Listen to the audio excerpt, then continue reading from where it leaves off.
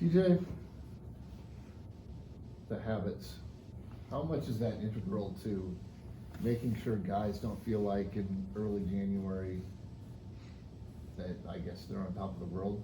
You know what I mean? Because a lot of people are probably telling them that to some extent.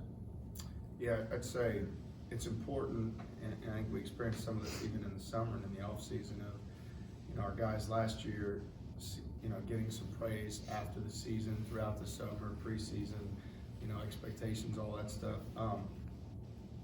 We don't pay a whole lot of attention to that. I hope our guys are as mindful. We try to continue to work with them to get them to understand. Got to get the most out of the day, and that's the daily habits, the structure of our schedule, practice, the film, the shooting, everything that we do within our process.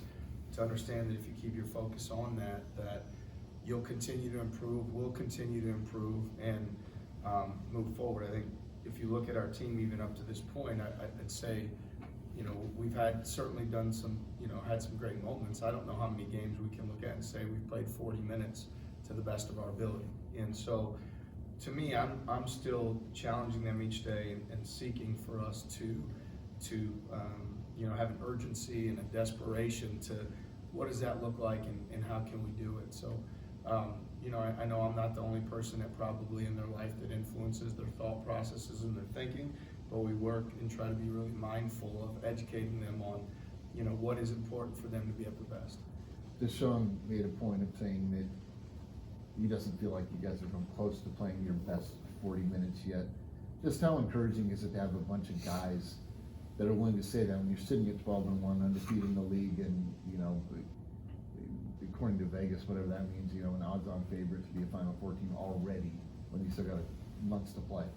Well, I think we look for guys that are that are self-aware, that are hungry, humble, that they want to continue to get better, that they have goals to continue to play basketball after college, and so I think for many of them, what they understand is that I feel like what we've been able to do is bring guys in as transfers that have come in and show that those guys can do even better maybe here than they did at their last place, and do that against better competition, and many times in high magnitude games and where where the stakes really matter. So I think it's great for Deshaun to recognize that. I think specifically when it comes to him, I have tremendous confidence in his ability.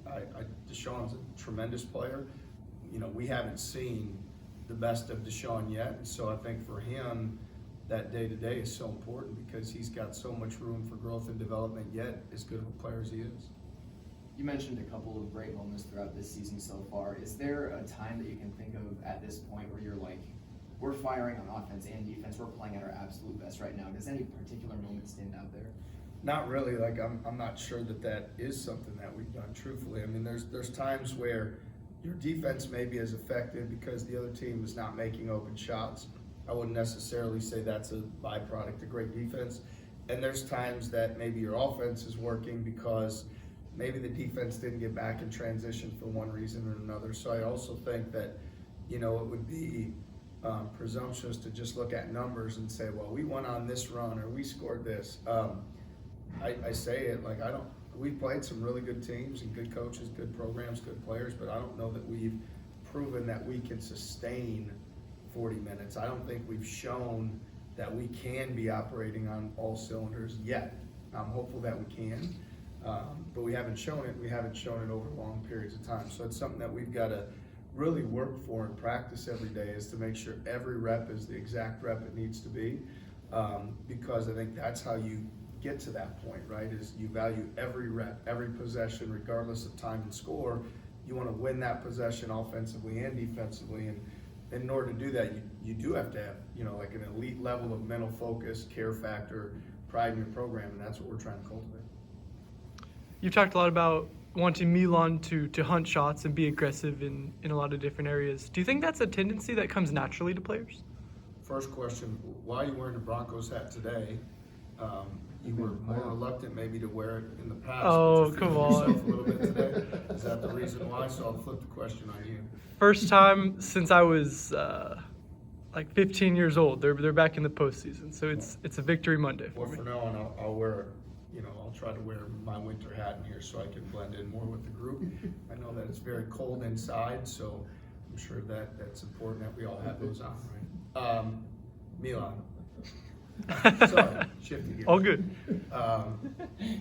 Specifically with Milan, what was the point of the question? I'm sorry. Yeah, if you want to get into specifics with Milan, you sure can. But I was just wondering, in terms of players being aggressive and hunting shots, is that a natural kind of born tendency, or is that something that you feel like you can coach a little bit? Yeah, I'd say all the best shooters, scorers, shot makers I've been around, when they're getting the most opportunities and doing it to the best of their ability, it usually comes with, I'm getting a lot of rebounds, I am being physical on defense, I am in great rhythm offensively, I'm screening, I'm staying on the move.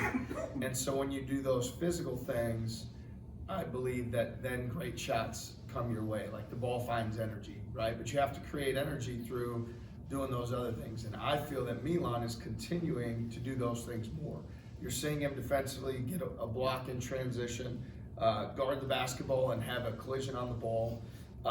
He gets to the foul line last game by blocking out, and the guy goes over his back, so he gets to the line that way.